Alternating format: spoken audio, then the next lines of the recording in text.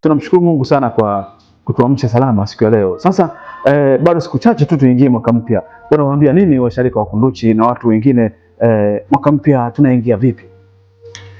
Washarika wa Kunduchi kwanza ni pongezi nyingi sana kwa kumaliza mwaka huu vizuri.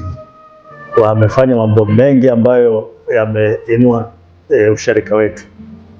Sasa katika kuingia mwaka mpya, kama kawaida ukiendea mwaka mpya lazima uwe na mipango mipya. Nina hakika baraza lina mipango ya mwaka mpya, na kama tulivyofanya mwaka unaoisha ambapo kila kikundi, kila msharika alijitahidi sana ili kupeleka usharika wetu mbele, lakini sifa zaidi ziende kwa mchungaji ambaye kwa kweli amekuwa mbunifu, amekuwa mshirikishi, anashirikisha watu, na mwaka ukaisha vizuri, tukapata maendeleo mazuri, tukapiga hatua. Kwa hiyo sasa mwaka unaokuja tutegemee kufanya zaidi ya mwaka huu unaoisha. Kila mwaka lazima tusonge mbele zaidi. Kwa hiyo mipango uwe kubwa zaidi, uwe mzuri zaidi, na washarika nafikiri sote tuko tayari kila mmoja kuplay his part. Mkesha wa mwaka mpya na mimi utakuwepo. Unawaambiaje wale ambao hawajawaza kuja kwenye mkesha au kukaribisha mwaka?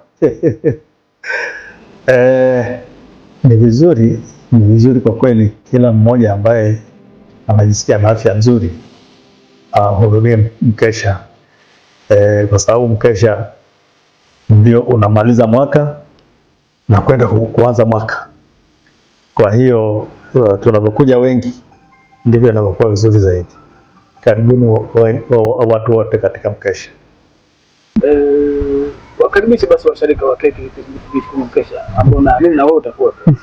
Wakaribishe kwa mwaka mpya tarehe ya 31 Jumatano. Ibada yetu itaanza saa 2 kamili. Wakaribishe washarika wenzangu. Ya, kwa kweli napenda nichukue nafasi hii kumshukuru Mungu kwanza kwa kupata hata hii nafasi ya wewe kufika hapa na mimi kupata nafasi ya kuongea na washarika wa Kunduchi Beach. Kwa kweli na wote na wasalimu kwanza, nawapongeza kwa Krismasi, na sasa nawaomba tujiandae kumshukuru Mungu na kuupokea mwaka mpya 2026. Kwa hiyo kwa kweli mengi sina, ila tunamwomba Mungu kwamba pamoja na hali tulionayo ya kujisikia machangamoto hapa na pale, lakini tujitahidi tuwe pamoja hiyo tarehe 31 kwenye mkesha, tuamkie, tumwombe Mungu wetu, tumshukuru Mungu wetu, tuwakumbuke na wale ambao tumewapoteza huku nyuma. Tujiandae kwa mwaka mpya 2026.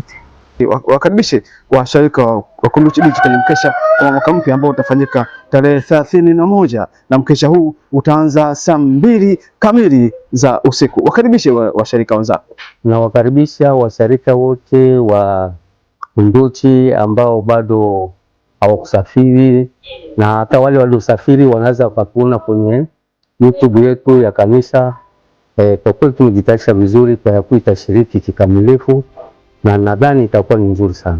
Msemaji, unaimba kwaya, naona pia una mradi wa ufugaji. Unatengaje muda wako wa kutunza mifugo hawa na pia kwenda kwenye ibada, nikimaanisha mazoezi ya kwaya, pia hata kwenye mkesha utafanyaje? Utatengaje muda wako?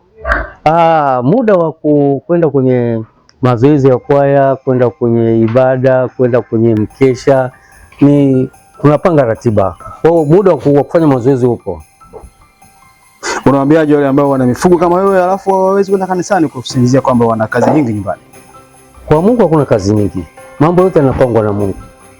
Kwa hiyo ni kujituma tu, ni kujitoa kwa hali na mali, na kumpenda Mungu kuna faida yake.